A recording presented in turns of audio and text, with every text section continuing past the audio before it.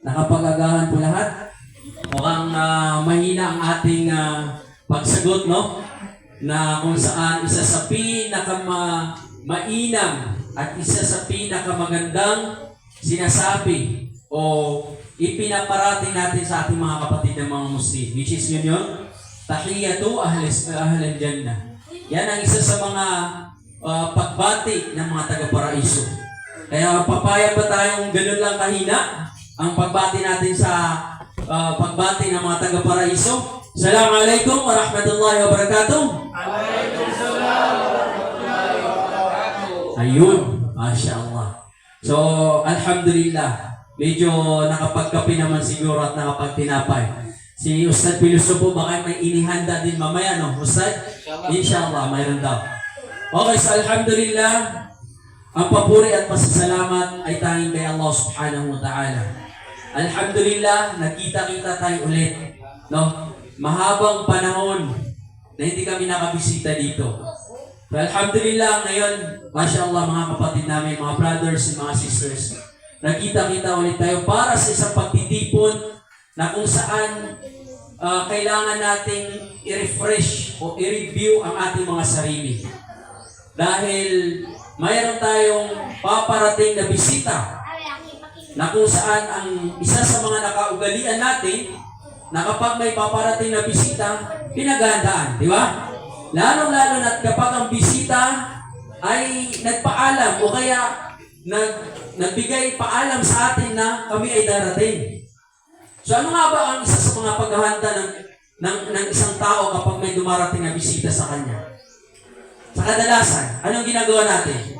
Di ba, pag halimbawa may darating na bisita, halimbawa ang ating mahal na direktor, bibisitahin tayo dito sa Initaw. Isa sa mga inihanda natin, ang alin? Una, ang ating mga sarili. Di ba? Pangalawa, ang ating mga intensyon. Di ba? Na, anong tawag dito? Pupunta dito si Ustad, bibisitahin tayo, at makikinig tayo dun sa kanilang mga pangaral sa atin patungkol sa Islam. Di ba? Inihanda ang place, yung makan, yung lugar, inihanda, no? And may mga paghahanda tayo, marami tayong, kumbaga, inihanda para sa ating sarili o para sa ating darating na bisita. At ang na to, at ang pagtitipon na ito, ay isa ito sa mga paghahanda natin para sa darating na bisita. Sino ba darating sa atin? Isa'y makabot sa ito Ramadan, Masya Allah. Excited na tatanan? Excited na? So, alhamdulillah. Dahil magandang balita, no? Magandang balita para sa atin lahat, mga mananampalataya sa Islam. Dahil darating sa atin ang buwan ng Ramadan. Ang buwan ng Quran, ang buwan ng Rahmah, ang buwan ng Magfirah, ang buwan ng kapatawaran. Di ba? At ang buwan ng may pinakamaraming baraka. Ano ibig sabihin ng baraka? Maraming kabutihan. Okay? So isa ito sa mga dapat nating harapin. So ang propeta sallallahu alaihi wasallam at ang mga sahaba, paano ba nila sinasalubong ang kanilang bisita? O tinatawag natin buwan ng Ramadan. Paano nila ito sinasalubong? Sinasalubong nila ang buwan ng Ramadan sa katulad ng sinabi natin kanina, nalilinisin natin ang ating mga sarili. Nalilinisin natin ang ating intensyon. Itutuwid natin ang ating mga intensyon na ito ay para sa Allah subhanahu wa ta'ala. Mag-aayuno tayo dito para sa Allah subhanahu wa ta'ala. Magsasagawa tayo dito ng iba't ibang pagsamba para sa Allah subhanahu wa ta'ala. Dahil sa buwan na ito, napakaraming mabuti na napapailanin dito. Daghang kayo, ano ba yung mabuti sa Bisaya? Daghang kayong kaayuhan na naadiri sa bulan sa Ramadan. So nga nung excited na? Dahil doon sa maraming kabutihan na ibibigay sa atin ng buwan ng Ramadan. Di ba? Mayroon akong isang kwento, no? Para malahig, masingitan natin, di ba? Mayroon akong isang kwento na kung saan ikinuwento ni Talha bin Ubaidullah. Si Talha bin Ubaidullah Isa sa mga sahaba ng propeta sallallahu alaihi wasallam. Masya Allah, so Sheikh. Pag naririnig natin ang sallallahu alaihi wasallam o pagsalawat sa propeta sallallahu alaihi wasallam, dapat tayo mga Muslim, lahat natin yung binibigkas. Dahil isa yan sa sinabi ng propeta sallallahu alaihi wasallam na kapag nabanggit natin ang pagsalawat sa propeta sallallahu alaihi wasallam, pagbigay ng salawat sa propeta sallallahu alaihi wasallam, ang Allah subhanahu wa ta'ala magbibigay din sa atin ng salawat. Masya Allah. Sallallahu alaihi wasallam.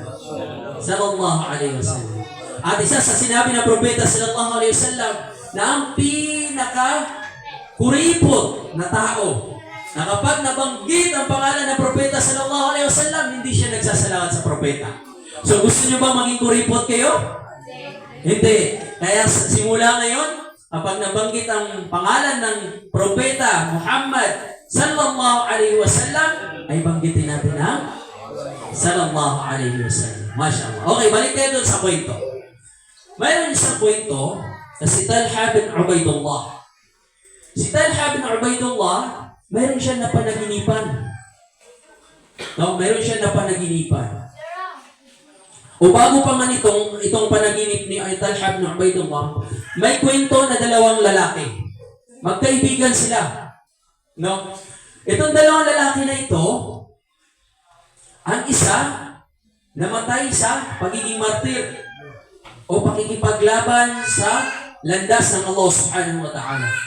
Ang isa naman ay namatay sa normal na pagkamatay. Hindi siya namatay sa pagiging martir o sa landas ng Allah subhanahu wa ta'ala fi sabilillah.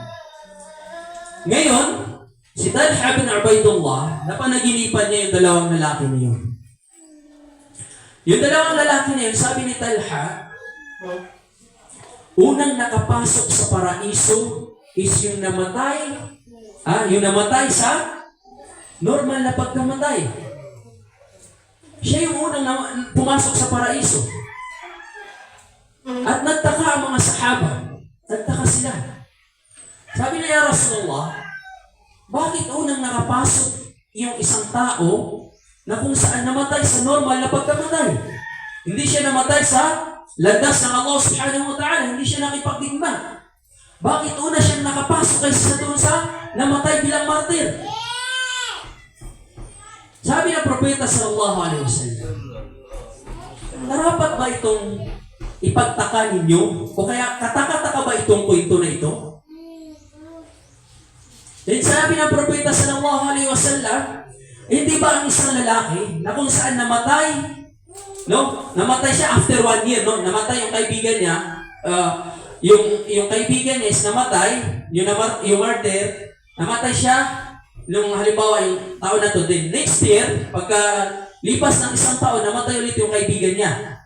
Okay? So may pagitan sila isang taon para mag-gets niyo yung kwento. Ngayon, sabi ng propeta sallallahu alaihi wasallam, kataka-taka ba ito na kwento? Bakit kayo nagtataka? Na unang nakapasok sa paraiso is yung namatay ng normal. At pangalawang nakapasok ay yung namatay bilang sa fisabilillah. Bakit kayo nagtataka? Eh hindi ba isang taon ang lumipas bago namatay yung kaibigan niya? At inabutan siya ng buwan ng Ramadan? At nakapagsagawa siya ng maraming kabutihan, maraming pagsamba sa Allah subhanahu wa ta'ala? At di ba ang Ramadan is mayroon itong Laylatul Qadr na kung saan mas mainam sa 1,000 buwan? Yun ang sinabi ng propeta sallallahu alaihi wasallam.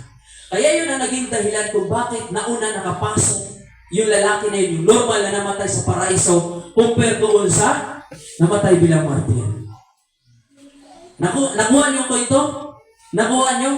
Ibig sabihin, ang namatay sa landas ng Allah subhanahu wa ta'ala, isa yan sa pinakamataas na antas na pagkamatay.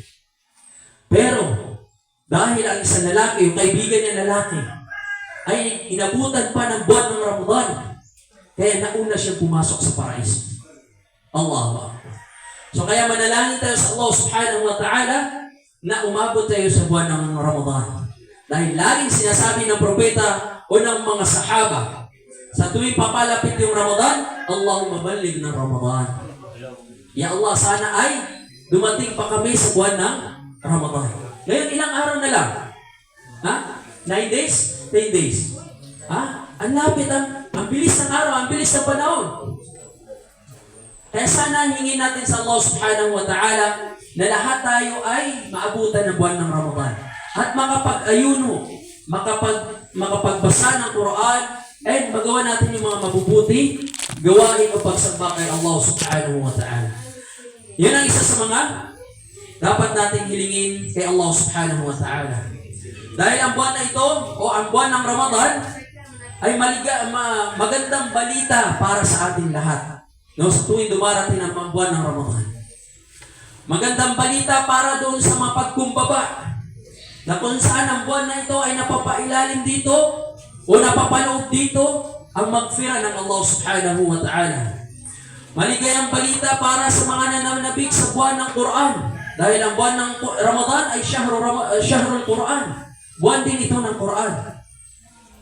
No, inshallah, i-discuss natin ang ating buting director mamaya yung mga bagay na ito. Okay, maligayang balita para sa naghihintay sa buwan ng habag ng Allah subhanahu wa ta'ala. Kung mayroon ka mang nagawa, o kung mayroon ka mang kasalanan na nagawa itong mga nakaraang buwan, nandito ang buwan ng Ramadan. Na kung saan nandito yung habag, yung kapatawaran ng Allah subhanahu wa ta'ala. Na pwede kang magbalik loob sa Allah, pwede mong hilingin hilingin sa Allah subhanahu wa ta'ala na patawarin ka doon sa kasalanan na iyong nagawa. Okay? So, alhamdulillah. Doon tayo sa ibinigay na topic sa akin ni Ustad. No? Mga introduction pa lang yun. Kasi si Ustad talagang papakinggan natin mamaya. Okay? So, ngayon, kabilang dito sa buwan ng Ramadan, o dito sa pamumuhay natin, mayroon tayong mga dua.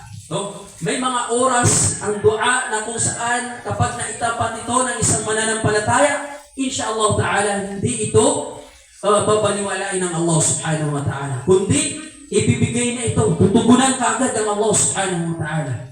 May mga oras sa buwan ng Ramadan na tinatanggap ang ating mga panalangin kay Allah subhanahu wa ta'ala. At pagkatapos, o kaya sa mga araw na hindi araw ng pag-ayuno, kaya hindi buwan ng Ramadan, mayroon din mga oras doon. At yun ang isa-isahin natin ngayon. Inshallah ta'ala. Okay. Una, mga espesyal na oras ng dua sa buwan ng Ramadan. Anong nga ba yung mga espesyal na oras na ito?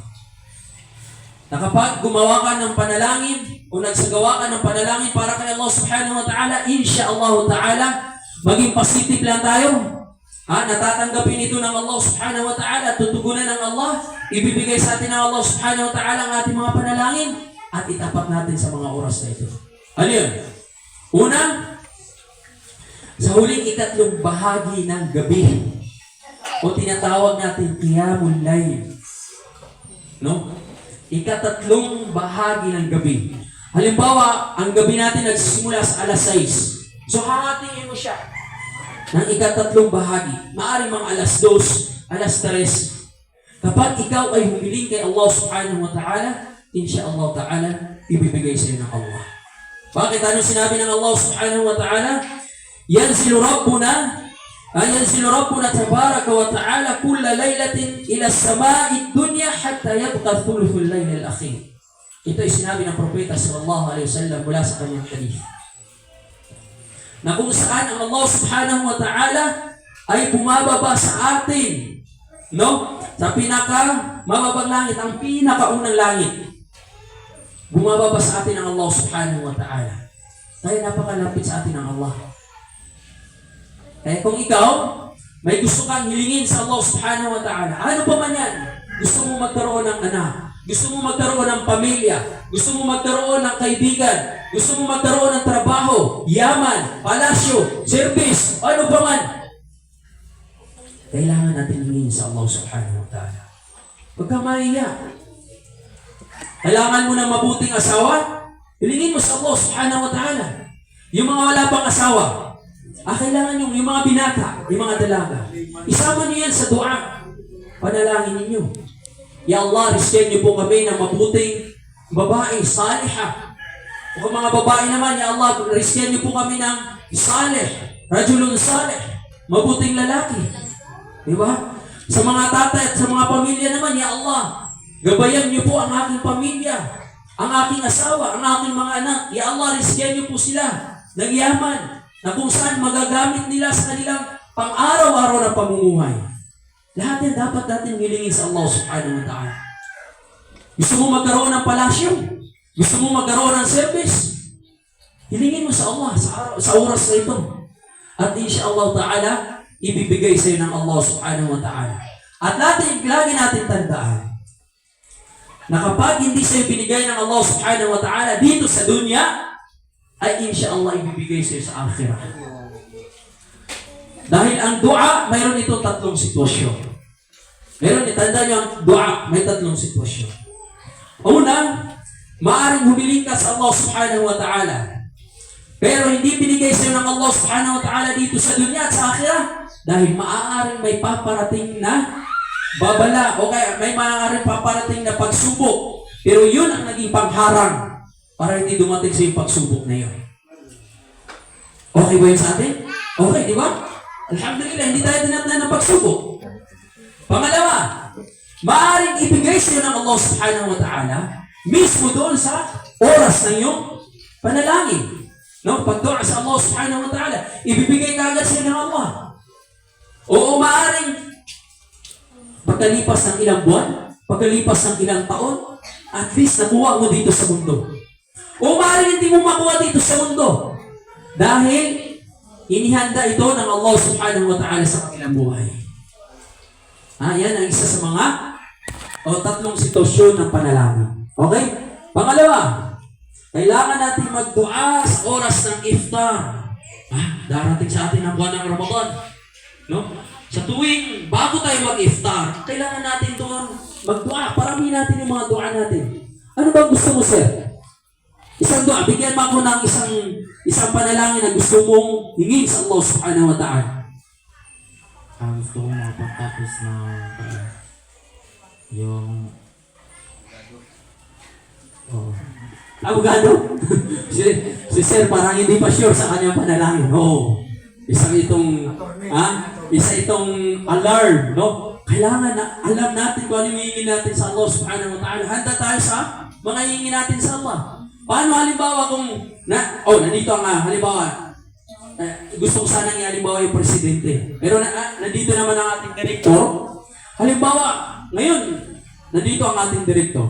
Bigla kang tinanong, ano bang gusto mong hingin? Ano bang gusto mong hingin, sir?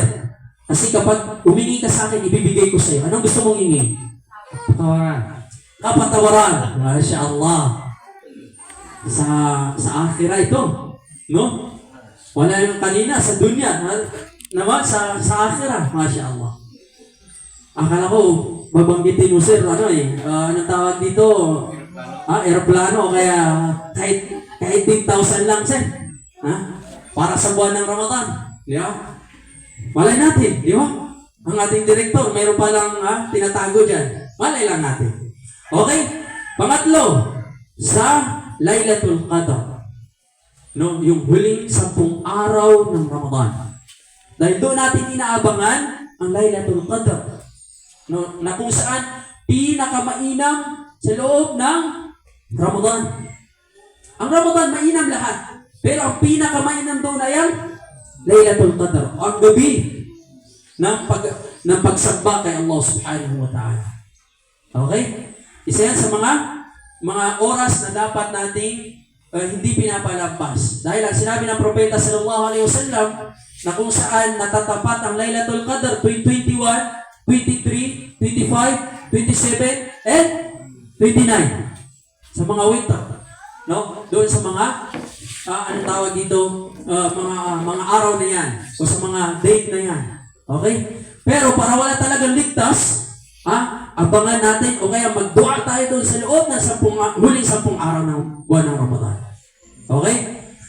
O next, ang bago at pagkatapos ng sujud o salah. Sa sujud, no? Isa yan sa mga oras na kung saan tinatanggap ng Allah subhanahu wa ta'ala ang ating mga panalangin. Dahil ang isa sa mga sinabi ng Propeta sallallahu alaihi wasallam na kung saan pinakamalapit na sitwasyon, no? Kapag sa sitwasyon na tayo ay nagpapatira pa, nasa sujud. Yan ang isa sa pinakamalapit natin na sitwasyon sa Allah subhanahu wa ta'ala. Kapag tayo ay nasa sujud. So kapag tayo ay nasa sujud, manalangin tayo doon kay Allah subhanahu wa ta'ala. At sinabi ng aming mga masyayikh, lalo na si Sheikh Khalid al-Mushayqi, isa ito sa mga itinanong sa kanya, Sheikh, paano ba yan? Hindi kami marunong mag-Arabic. So nasa sujud kami, nagsasala kami. Maaari ba kaming manalangin sa pamamagitan o sa wika na may alam namin? Ang isa sa mga tugon ng ating buting Sheikh ay naan. Maaari tayong manalangin sa pamamagitan ng ating wika. Kung Bisaya. Kung Tagalog, kung English, kung Chinese, nabay Chinese na rin? Wala? Nagcha-Chinese lang. Mayroon. Chinese garter. Okay. So yun ang isa sa mga dapat natin laging ginagawa na sa tuwing nasa sujud tayo, huwag natin kaligtaan na makapagdua tayo sa Allah subhanahu wa ta'ala. Kasi isa yan sa pinakamalapit na sitwasyon sa Allah subhanahu wa ta'ala. Okay? Ang kasunod nito ay sa pagitan ng adhan at iqama. Pagitan ng, alam mo yung adhan? Alam niyo po yung adhan? Opo, bang, di ba? At iqama. Anong iqama? Pagkamat. Adhan, bang at saka kamat. Yan ang isa sa mga nakasanayan natin. Sa pagitan nito, brothers and sisters, ay katanggap-tanggap yung mga panalangin natin dito. Kapag narinig natin si Brother Akwat na nagbang na dyan, manalangin ka na. Magsimula ka na. Kailangan, kung maaari, mayroon kang mga listahan sa iyong mga panalangin.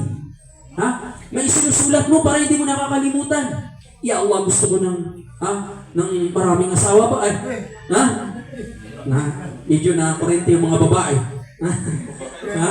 Ya Allah, gusto ko po ng palasyo. Ya Allah, gusto ko po ng service. Ya Allah, gusto ko po ng yaman. Ya Allah, gusto ko po mapabuti ang aking mga kailangan may listahan ka. Okay? Kasi kapag wala kang listahan, katulad ni Brother Will, sample lang na, ano ba yung, hihingin ko sa Allah? Nagdadalawang isip siya kung anong hihingin niya sa Allah. Pero pag may listahan ka, sigurado ka, mayroon kang mahiling sa Allah subhanahu wa ta'ala. Okay? Kaya kapag nagbang na si Bro Abuat dyan sa masjid at narinig yung mga babae, mga kalalakihan, magdua na kayo sa Allah subhanahu wa ta'ala. Okay? At ang pang-anim ay ang suhur. No? Ang pagkain sa bago magsimula ang pag-ayuno. Diba ang suhur? Yung kumakain tayo ng madiling araw, bago pa mag-fajr, yun yung tinatawag na suhur. Okay? So, isa yan sa mga oras na dapat nagdudua din tayo sa Allah subhanahu wa ta'ala. Sinabi ng Propeta sallallahu alaihi wasallam, tasahharu fa inna fi suhuri barakah. Kayo ay kumain dahil ang pagkain nito ay mayroong itong baraka, mayroong itong makakabuti sa atin. Di ba, pag nakakain ka, medyo matagal ka magugutom, di ba? Matagal ka mawawalan ng lakas. Pero subukan nyo hindi kumain diretso. Mga alas 9 pa lang. Pagdating ng alas 10, nakaupo na, hindi na makatayo. Pagdating ng alas 3, nakahiga na. Ayaw, wala ng lakas. Makakaon na dyan siya. Pagbang, dugay pa ang bang, naka-ready na. Ready na niya, ready to fight na. Pagbang ni Abu, nagsugod na ang war. War sa mga pagkaon at sa mga plato. Pero ang maubos lang, akala niya makakaubos siya ng 3 plato. Ang maubos lang pala niya, 1 plato lang. Kulang? Okay, so yan ang isa sa mga, tawag dito, mga oras na dapat natin huwag kaligtaan na magdua. Dahil ang sinabi ng Allah subhanahu wa ta'ala, وَبِالْأَسْحَارِ هُمْ يَسْتَغْفِرُونَ. At sa oras ng suhur, sila ay humingi ng kapatawaran kay Allah subhanahu wa ta'ala. Okay? Ngayon, natapos na yung mga oras na kung saan kailangan natin magdua sa buwan ng Ramadan. Ngayon, pagkatapos naman ng Ramadan, o sa mga ibang oras nito. Okay? So, isa sa mga special na oras ng dua pagkatapos ng Ramadan ay ang araw ng Eid. No, magdua tayo doon. Kapag dumating yung Eid al-Fitr, Eid al-Adha, magdua tayo doon. Okay? Pangalawa ay sa araw ng Arafah, ikasyam ng Dhul Hijjah, na kung saan yung mga Hajj, mga nag-Hajj, insyaAllah lahat tayo makapag-Hajj. Allahumma amin. Si amin, ayaw ng mga babae. Ayaw niyo mag-Hajj? Gusto? Alhamdulillah. Inshallah ta'ala, may, ano tawag dito? May plano sa inyong Allah subhanahu wa ta'ala. Dahil isa sa mga napag-uusapan dati, isa sa mga, singit ko lang to, Ustad, isa sa mga napag-uusapan natin dati, na magkakaroon ng programa para sa ating mga kapatid, ng mga balig-Islam, mga babae at mga lalaki, na maaari silang makapag-Hajj at makapag-Umrah. Pero, kailangan namin yung dua ninyo, na mahanap natin yung tao na yun na maaari mag-sponsor sa atin. Si Amin. Amin. Okay, pangatlo. Sa 6 na araw ng Shawwal, diba pagkatapos ng Ramadan, tayo ay nagdudua, pagkatapos ng Ramadan, mayroon pa rin tayong pag-aayuno na 6 na araw, hindi ba?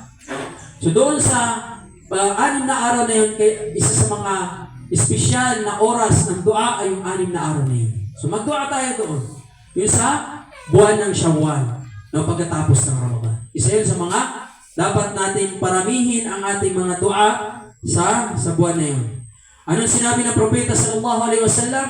Man sama Ramadan, thumma atba'ahu 6 min Shawwal, kana kasiyamid dahar. Sino man ang nag-ayuno sa Ramadan at sinundan ito ng 6 na araw ng Shawwal, sa buwan ng Shawwal, ito ay parang nag-ayuno ng buong taon. Diba? Masya Allah. So, pagkatapos ng Ramadan, ay huwag natin kaligtaan yung 6 na araw na yan. Okay? After ng 8, kinabukasan, pwede na tayo magsimula sa 6 na araw na yun. So, isa rin yun sa mga kung saan tinatanggap ang ating mga dua. Pangalawa, next nito, ay sa araw ng Jum'ah. Sa tuwing Jum'ah, Biyernes, may isang oras yan na kapag natapat yung dua mo dyan sa isang oras na yan, insyaAllah ta'ala wa biidnillah, tatanggapin ng Allah subhanahu wa ta'ala ang iyong panalangin. Ibibigay siya ng Allah subhanahu wa ta'ala. Anong sinabi ng Propeta sallallahu alaihi wasallam? Fi yawmil jum'ati sa'atun la yuwafiquha 'abdun muslim wa huwa qa'imun yusalli yas'alullah shay'an illa a'tahu iyyah. Anong kahulugan nito? Sa araw ng Jum'ah, may isang sandali na kapag ang isang Muslim ay nanalangin kay Allah subhanahu wa ta'ala, habang siya ay nakatayo o nagdarasal, o kaya pagkatapos magdasal, may isang oras yan. Ibibigay ni Allah subhanahu wa ta'ala sa kanya ang kanyang hinihingi. Allahu Akbar. Pero ang sabi ng mga ulama, dahil maraming mga qaul o sabi dito ng mga ulama, ang isa sa mga sinabi ng mga ulama, na ang isang oras na ito ay sa pagitan ng isang oras bago mag-maghrib. Sa araw ng Jum'ah, araw ng Biyernes, isang oras bago mag-maghrib, yan yung tinutukoy ng Propeta sallallahu alaihi wasallam. Pero mayroon din mga ulama na nagsabi na sa araw sa mismong Jum'ah ay may isang oras doon. Simula yung pagtayo ng isang ng khatib, yung magbibigay ng khutbah, isang oras na yun. Yan ang isa sa mga sinabi ng ating mga ulama. So, kailangan ligtas ang may alam. Di ba? Kasi alam natin na yun yung mga oras na yun, so doon natin itapat yung mga panalangin natin. Okay? Next naman ito, kapag umuulan. Masya Allah. Isang biyaya talaga kapag umuulan. Di ba? Ha? Ang ulan, akala natin, tumatakbo tayo kasi may dalang sakit. Di ba? Isa sa mga paniniwala natin, magkakasipon ka. Kapag nagpaulan ka dyan, magkakasipon ka. Hindi. Biyaya yan ng Allah subhanahu wa ta'ala. Kung makikita niyo ang mga Arabo, no? naiintindihan nila ang hadith ng propeta sallallahu alaihi wasallam. Kung nakikita niyo sila, kapag umuulan yan sa kanila, nagsisilabasan yan. Lumalabas sila. At pinapahid yung ulan sa kanilang mga katawan, sa kanilang kamay, sa kanilang mukha. Pagkatapos ay nagdudua sila sa Allah subhanahu wa ta'ala. Sa atin, pagdating ng ulan, nandun ka sa kapitbahay, tara, uwi na! Sipon, magkasipon ka, magkalagnat ka. Ang biyaya ng Allah ginawang problema. Biniyayaan ka ng Allah subhanahu wa ta'ala ng ulan, ginawa mong problema. Okay? So sa tuwing umuulan, mga kapatid, alhamdulillah, laging umuulan sa atin dito. Maraming biyaya. Pero pag nagsobra, parusa.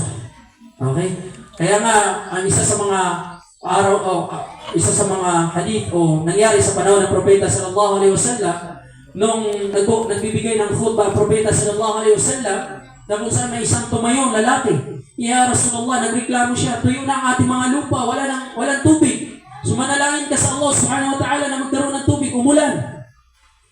So, itinaas ng propeta sallallahu alaihi wasallam ang kanyang kamay at nanalangin kay Allah at pagkatapos na umulan. Nung sumobra, dumating yung isang Jum'ah, sumobra naman, hindi tumigil yung ulan. Ya Rasulullah, sumobra na yung ulan sa atin, yung tubig. Nalulunod na yung mga pananim. So magdua ka kay Allah na itigil na yung ulan. So nagdua ulit ang propeta sallallahu alaihi wasallam. Kita niyo yun?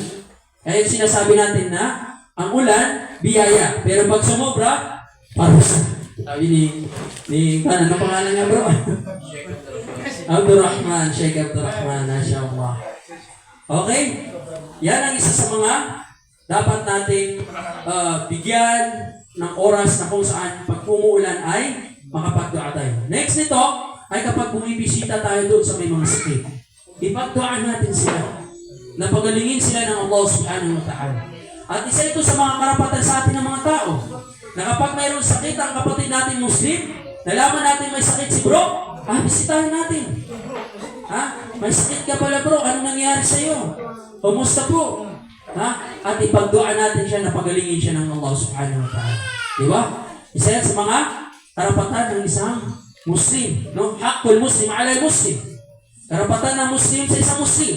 Na kapag nagkasakit siya, bibisitahin. At nagkakaroon ng kumbaga napapalapit din natin ang ating mga puso. Diba? Kasi halimbawa, si bro nagkasakit, wala autobillah. Bigyan ng kalusugan si brother. Halimbawa nagkasakit siya. Diba pag nagbisita kayo, gaganda yung pakiramdam niya. Sabi niyo mga kapatid ko, yung mga brother ko, binisita ko. Inumusta nila ako. Ngayon, yung pakikitungo niya sa inyo, nagiging maluwag na. Di ba? Kaysa yung nagkasakit yung isang kapatid mo, hindi mo na binisita, anong iisipin ng brother mo na? Sabi niyo, Ustad, karapatan nito ng Muslim. Pero mga kapatid ko Muslim, hindi man lang ako binisita. Magiging negative pa yung impact nito. Pero ang kautusan ng Islam, na kung saan binanggit din ng propeta sallallahu alaihi wasallam, na kapag may nagkasakit, bisitahin. At kabilang sa pagbisita ay ipagdua sa Allah subhanahu wa ta'ala. Hindi kailangan ng pera. Hindi kailangan ng pagkain. Wala kang pagkain dahil wala kang pambili. Hindi. Dapat tumuloy ka at bisitahin pa rin siya. Okay? So, yan ang isa sa mga dua na binanggit ng propeta sallallahu alaihi wasallam na sinabi niya, Ida dakhalta ala maridin famurhu fayad'u lak fa inna du'aahu ka du'a'il malaika. Allahu Akbar. Anong ibig sabihin nito? Kapag ikaw ay bumisita sa isang may sakit, hilingin mo sa kanya na ipanalangin ka. Okay? Sapagkat ang kanyang panalangin ay katulad ng panalangin ng mga anghel. Allahu Akbar.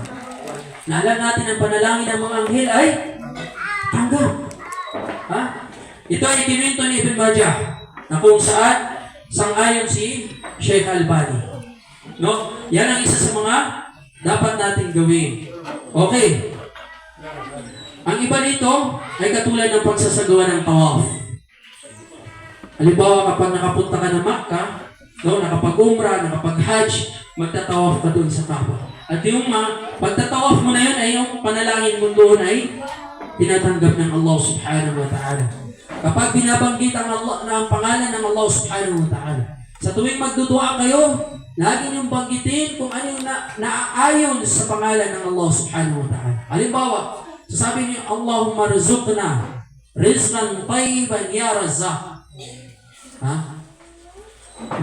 Biyayaan mo po kami ng magandang biyaya. Ya Razzaq, o mapagbigay ng biyaya o tagapagbigay ng biyaya. Isa yun sa mga pangalan ng Allah subhanahu wa ta'ala. Kailangan natin malaman yan. Inshallah, nandito ang inyong mga ustad, si Sheikh Abdurrahman at si Sheikh Pilusopo. So, maituturo nila yan sa inyo. Lalo na sa doon sa part ng pagdudua o panalangin kay Allah subhanahu wa ta'ala. Wahada, alhamdulillah, diyan nagtatapos ang ibinigay na paksa sa akin, no? So, alhamdulillah, may natutunan tayo? Meron? Meron? Alam na natin kung kailan tayo magdudua? Alam na natin? Isa-isahin ko? Ano? Isa-isahin ko kayo? May papremyo ako. Ha? Gusto niyo ba? Sige, next time na lang kasi parang hindi kayo sigurado eh. Ha? Nagdadalawang isip kayo. Sige, Ustad. Ha? Parang napipilitan kayo. Sayang. Ibibigay ko sana ito. Kung maka-perfect. Sa lahat ng mga